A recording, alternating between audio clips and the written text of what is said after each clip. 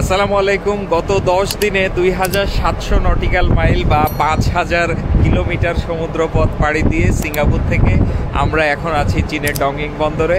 বন্দরে ঠিক নাই, আমরা আউটারে আছি। আমাদের যখন খবর আসবে তখন আমরা ভেতরে যাব। এখন আমরা অ্যাঙ্কারে আছি। এখানে পানির গভীরতা খুবই কম, মাত্র 25 মিটার। সে কারণে এইরকম ঘোলাটে দেখাচ্ছে।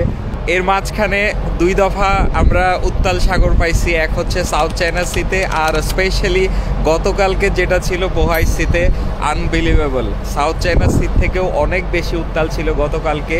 সেইটার প্রভাব ইভেন এখনও আছে। আপনারা আশেপাশে দেখলে বুঝতে পারবেন এখনও যথেষ্ট বাতাসের গতিবেগ আছে।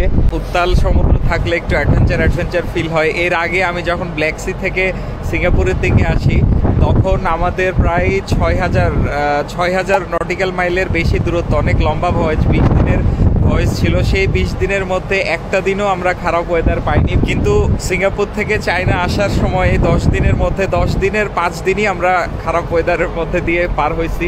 আমি তো আপনাদেরকে 1 মিনিটের ভিডিও দেখাই, এর মধ্যে আসলে সব কিছু তো দেখানো সম্ভব না। আমাদের সাথে প্রত্যেক দিন কী হচ্ছে না হচ্ছে আপনাদেরকে জাস্ট একটু হিন্টস দেয় আর কি। এনিওয়ে, এটাই আমাদের লাইফ, এটাই সমুদ্র যাত্রা, অ্যাডভেঞ্চার। আমরা এনজয় করি। ভালো থাকবেন। আল্লাহ হাফেজ। আসসালামু আলাইকুম।